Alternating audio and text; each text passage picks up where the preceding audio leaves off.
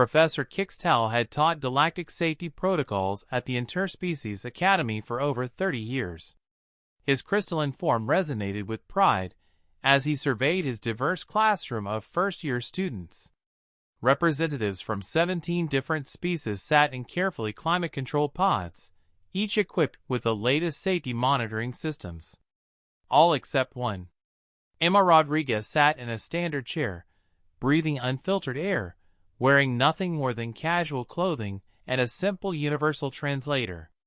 The human exchange student had caused quite a stir when she declined the mandatory environmental protection suite. Today, we will cover basic hazard recognition, Professor Kixtal announced, his voice chiming like crystal bells. The ability to identify and avoid danger is fundamental to survival in our diverse galaxy. He activated the holographic display, showing images of various hazardous scenarios. First, let us examine electrical discharge phenomena. Class, what is the appropriate response when encountering exposed power conduits? Tentacles, claws, and various appendages shot up around the room. Immediate evacuation to a minimum safe distance of 50 meters. Chorused the Zalani students. Correct. Kixtal nodded approvingly. The electromagnetic fields alone can disrupt most species' neural functions. And you, Miss Rodriguez? Emma looked at the hologram thoughtfully. Well, it depends on the voltage and amperage. If it's just household current, you'd want to turn off the breaker first. For high-voltage lines, yeah, definitely stay back. Though my dad used to work on power lines for a living.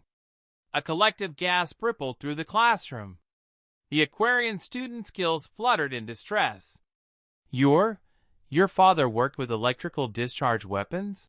Squeaked Pip, a diminutive fizzling whose natural electromagnetic sensitivity made him violate 3 safety protocols just by sitting near Emma.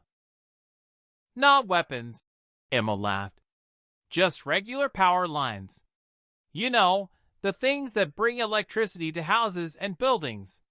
Professor Kixtal's crystalline structure flickered uncertainly. On his homeworld, electricity was so dangerous that it was only handled by specialized robots. The idea of a biological entity working directly with it was absurd. Moving on, he said quickly, displaying a new image. Toxic atmospheric conditions. When faced with an unknown gas, the protocol is full environmental seal and immediate withdrawal, the class recited. Emma raised her hand. What if you don't have an environmental suit? Impossible scenario, Kixtal replied automatically. No sentient being would enter an unknown atmosphere without protection. But what if you had to? Emma pressed. Like emergency situation? The professor's light dimmed in confusion. One would die, obviously. Not necessarily, Emma said.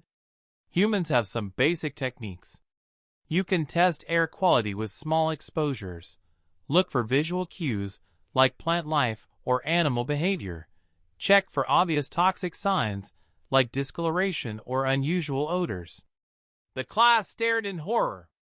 HFY, a slug-like gastropan, actually retreated deeper into his protective shell.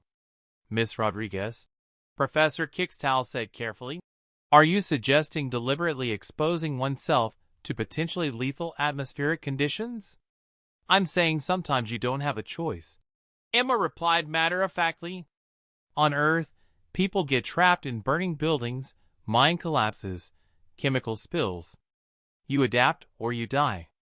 The next hologram showed a predatory creature with razor-sharp claws and multiple rows of teeth. When encountering hostile fauna, the recommended response is activate emergency beacon and shelter in place until rescue arrives. The students chanted. Emma studied the creature. Looks like a big cat variant. You'd want to make yourself appear larger, maintain eye contact, back away slowly.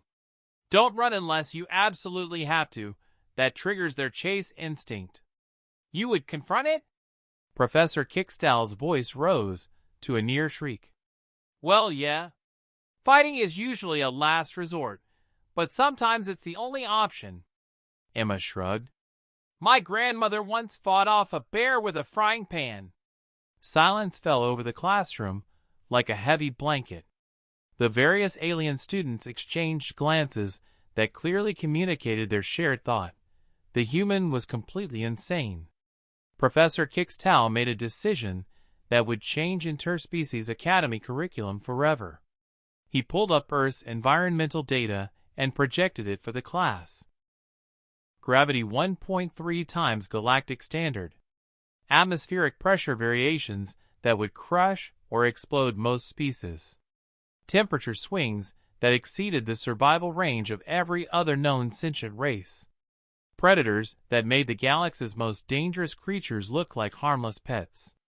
Natural disasters that occurred with terrifying regularity.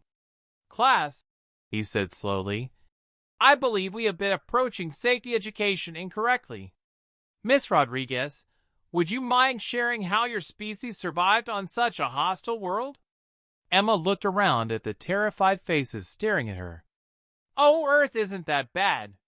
You just have to be careful and use common sense. Pay attention to your environment, learn from experience, and always have a backup plan. She paused, noticing their expressions. Wait, do you guys not have dangerous weather where you come from? No predators? No natural disasters? The stunned silence that followed was answer enough. Huh? Emma mused. No wonder you need so many safety protocols. You've never had to learn to survive anything. That day, Professor Kixtao learned that some species didn't need safety lessons because they were born into a world that taught them every day that danger was simply another problem to solve. From that point forward, the Academy's safety courses included a new section. Emergency Protocols when all safety equipment fails, lessons from Deathworld survival. Emma became the youngest professor in Academy history.